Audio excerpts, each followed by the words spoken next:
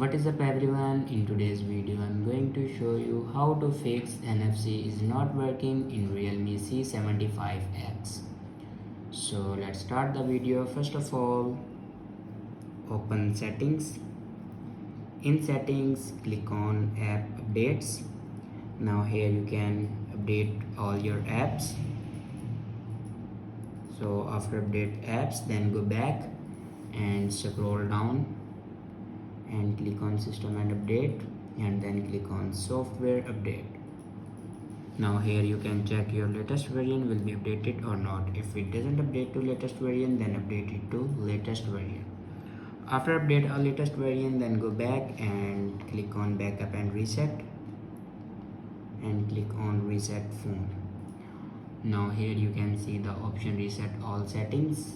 Now click on reset all settings. Now enter your password to reset all your settings. It will never destroy any other data like photos, videos and other data, but it will reset all the settings in your device. After reset all the settings, then go back to your home screen and restart your device. For restart your device, press and hold power button and then swipe up to restart your device. After restart your device, your problem will be fixed. I hope this video is helpful for you. Thanks for watching.